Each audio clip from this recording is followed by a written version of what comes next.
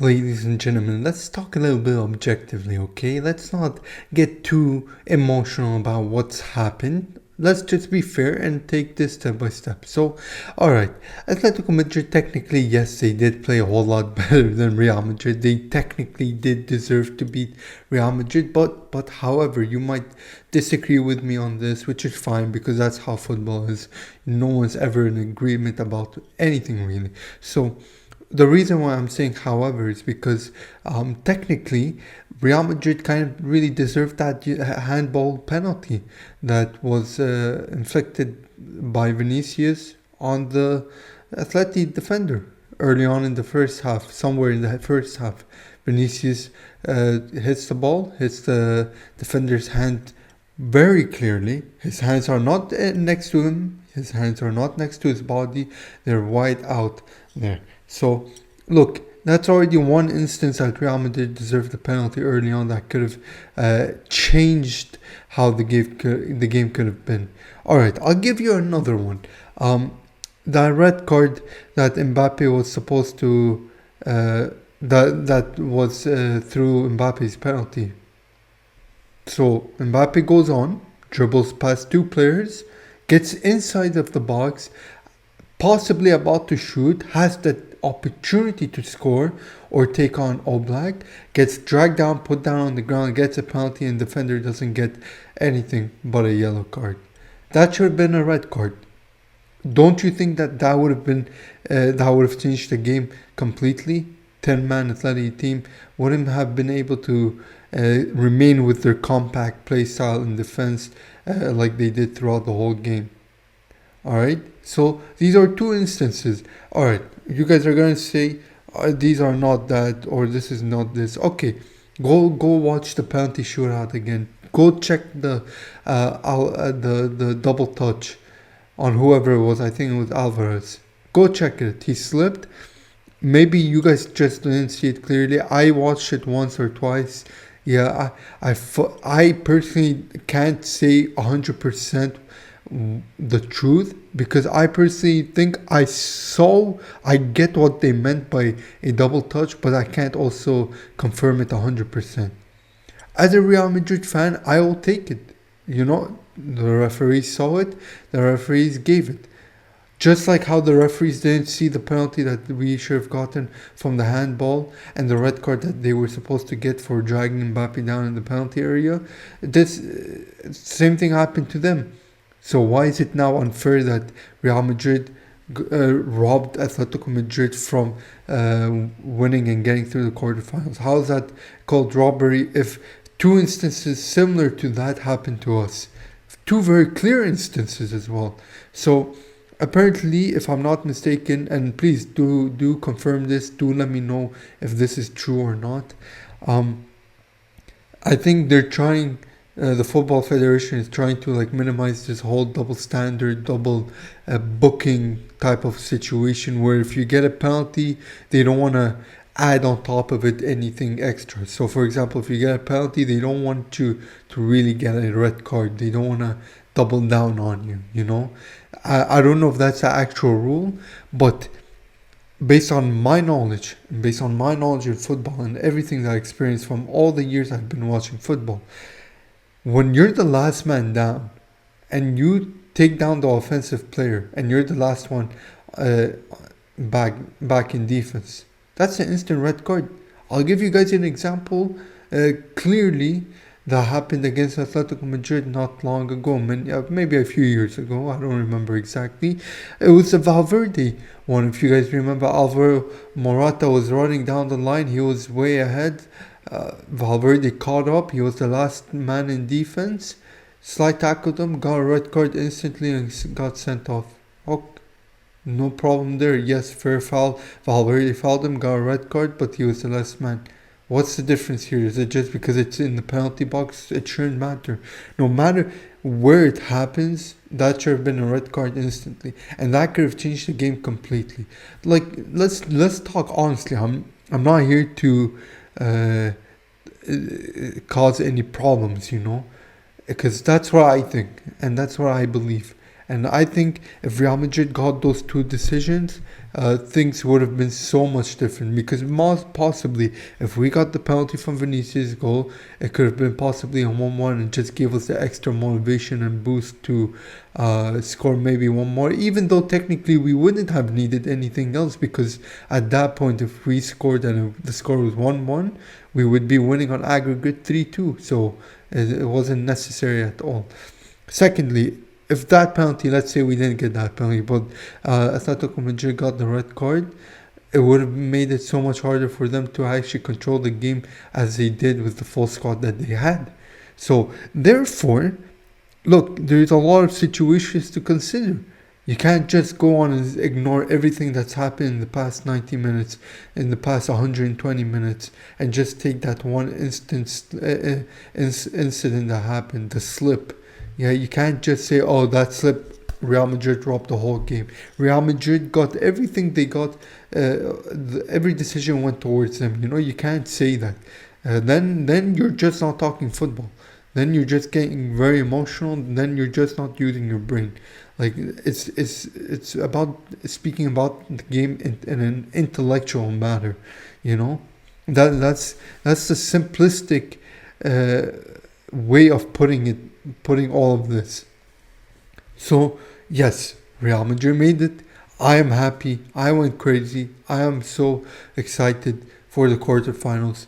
Yes, like every single year, like every single game, whether it's the Champions League, La Liga, or whatever it might be, whatever competition, yes, Real Madrid tend to play worse compared to their opponents, but still get to win.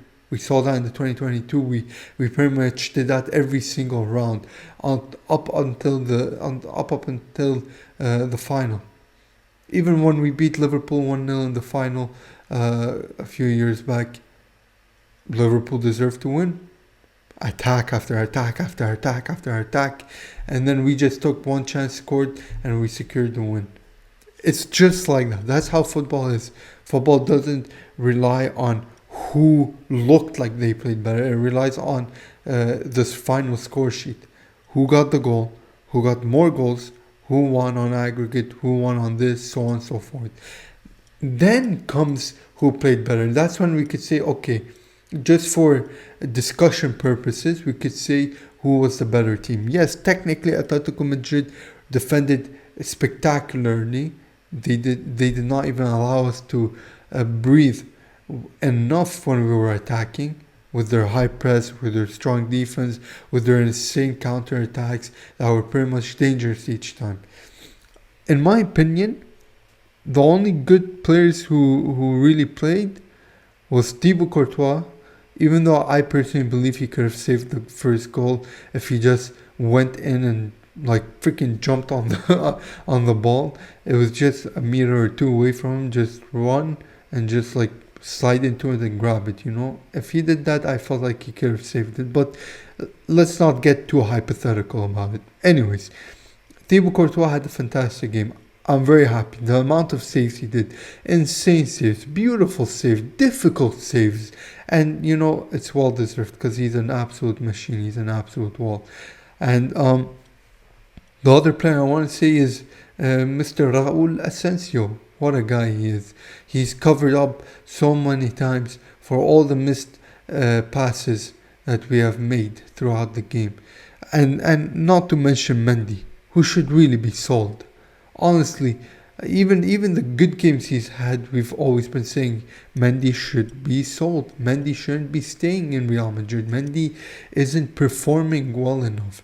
He flopped so much. Even in the limited time that Fran Garcia had, I was so much more comfortable. I was so much more relaxed because I knew we were in good hands on the left back position. Fran Garcia is so much better than Mendy. He should be starting every single game. Unless Fran Garcia is injured or just exhausted, Mendy shouldn't be playing. It's simple as that. It is as simple as that. Also, Lucas Vazquez is doing quite fine. Yes, maybe the whole team didn't do that great, except of course for Asensio and Courtois. But we've seen what Valverde can do in the midfield area, and Lucas Vazquez is not a liability as much as he was previously in the early half of the season. So I don't understand why Lucas Vazquez didn't start. I don't understand why we're not having Fede Valverde continuously play in the midfield area where he could perform his best, where he could make so much things happen. Fede Valverde is an absolute machine wherever you put him, and I wish we could see him more in the midfield area. He deserves to play where he plays best. You know. Let's take another step. Of course, Modric, Tchouaméni, Mbappe, Vinicius, Rodrigo, not their days. Jude Bellingham, obviously not his day. Not their day at all. Look, personally speaking, as a guy who likes Vinicius Jr., he in extra time, as soon as extra time started, he needed to be stopped up. It was either he was too tired, or he was lazy, or he didn't want to anymore. I don't know. I love the guy. Don't get me wrong. I support him. He's a very good player. He's an amazing player. The threat he is outstanding. When every team comes up against Vinicius, they're like, okay, we gotta bring our A++ game, not just A game, our A++ game. So Vinicius Jr. couldn't play properly towards the end. Maybe even 10 minutes before the full 90 minutes was over, you know? Like, come on, Vinny. You can't always be talking with the fans. I've seen the when I was watching the game, I could see the fans being racist and calling him a monkey and all that. Pointing at your badge isn't gonna do anything. I know people are racist and all, but now by winning, you have shut them up. Basically, you know, you shut up the disrespect. We don't need you, Vinicius, to constantly talk back to the fans. Let the fans do the talking back to the fans. You know, you do your part against the actual players and the people you play against, and we'll take care of the fans. We will shut the fans up, yeah, like through you winning, through you performing amazingly. You performing, you winning is the only thing we need to shut them up. And now Atletico Madrid could stop talking, because guess what? They didn't make it into the quarterfinals. Guess who made it? We made it. We made it. It doesn't matter how we made it. We made it. We are the ones who are one step closer to winning the Champions League yet again. So I don't care what they say. We won in the first game. Of course, if in the first leg of the round of 16 we took advantage of the few opportunities that we had where we could have clearly scored some even tapping goals, Atletico Madrid wouldn't have been able to do anything against us. Yes, they got a goal 30 seconds in, but then what? Afterwards, they struggled to score against us. Yeah, because Thibaut Courtois was an absolute machine. Look, that's it. And also for the penalty, I'm not upset with Vinicius. Personally, which isn't really a favorite, or it isn't something people are accepting of. That is Vinicius Jr. taking the penalty and missing it. I didn't mind that he missed. Honestly, all the penalties he scored, he was bound to miss one at some point. So I was surprised. I was upset that he missed, of course, because it's Vinicius. He's a huge player. But, you know, it happens. I wish at least he shot it on target, and if All Black saved it, it would have been better than him actually missing it. But things like that happen, and it's not something to let him go down, you know. I trust Vinicius to constantly take the penalties. Most people are saying Mbappe should have taken the penalty. I personally put my trust more in Vinicius to take the penalties. He's more capable of doing it. Even though we've actually seen Real Madrid players actually smash in penalties. So for some reason, when it came to the penalty shootouts, that's when we were like, okay, let's put in some power, and rather than placing our shots in goal, you know. Hopefully we could see Real Madrid players, when it comes to taking normal penalties within games, more seriously, because we tend to just try and place the ball. Weak shot, just a placement in the bottom right corner, bottom left corner, with no power at all, just easy height for the keeper as well. So I hope Real Madrid players and everyone who would be taking a penalty could always smack it in with some power, with some intensity. Don't make it easy for the goalkeepers, you know. I don't think I'm missing anything really, ladies and gents. This has been an incredible game. Now we're facing off against Arsenal, another massive team, second in the Premier League if I'm not mistaken. Even they've performed very well last season, and they're probably performing well this season. I'm not gonna lie to you, I don't watch any other team than Real Madrid, so I have no clue. But it's gonna be a challenge because I don't think we've ever really faced against Arsenal. Maybe maybe in some friendly games, but those don't count. So it'll be interesting. New opponent, new experience, and hopefully we could do a whole lot better. Let me know what you guys think about everything that I've said, because it's important that we at least share our perspectives.